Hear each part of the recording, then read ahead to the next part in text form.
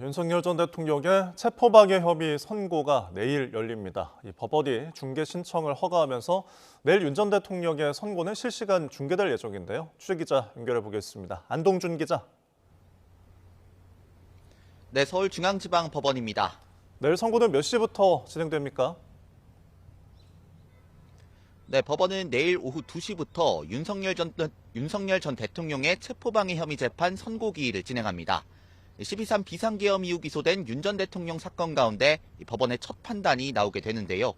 윤 전 대통령은 공수처의 체포영장 집행을 방해하고 국무위원들의 심의 의결권을 침해한 혐의를 받습니다.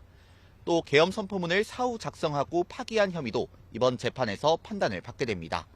앞서 특검은 국가기관을 사유화한 행위로 엄중한 처벌이 불가피하다며 징역 10년을 구형했습니다. 네, 내일 있을 윤 전 대통령의 선고는 생중계가 된다고요? 네, 그렇습니다. 법원이 중계방송 신청을 허가하면서 내일 윤 전 대통령 선고가 생중계될 예정입니다. 다만 기술적 문제가 생길 가능성에 대비해 10초가량 지연 중계가 이뤄질 걸로 보입니다. 윤 전 대통령 측은 중계 신청에 대해 발언의 맥락이 단편적으로 소비되거나 정치적 해석에 즉시 노출될 위험이 크다며 반대 의견을 냈지만 법원은 받아들이지 않았습니다. 전직 대통령에 대한 선고 공판이 생중계되는 건 이번이 세 번째인데요.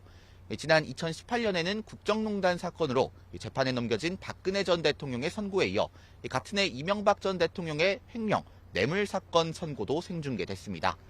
당시 박 전 대통령은 불출석했고 이 전 대통령은 출석했는데요. 윤석열 전 대통령은 내일 선고 공판에 직접 출석하기로 했습니다.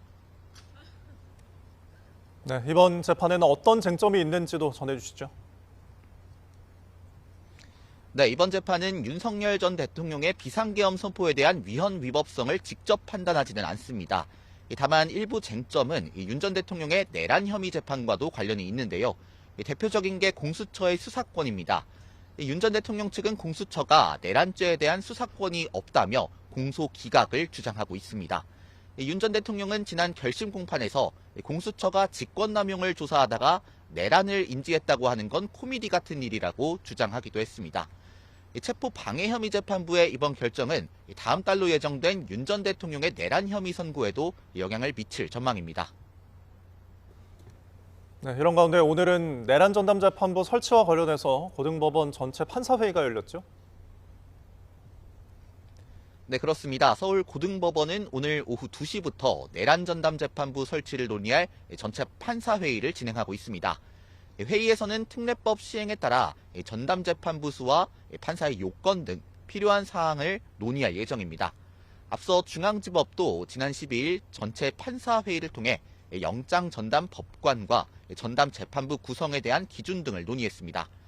새로 시행될 전담 재판부가 어떤 사건을 처음으로 심리하게 될지도 관심인데요. 내일 선고가 나오는 윤 전 대통령의 체포 방해 혐의 재판이 첫 사건이 될 가능성도 거론됩니다. 지금까지 서울중앙지방법원에서 YTN 안동준입니다.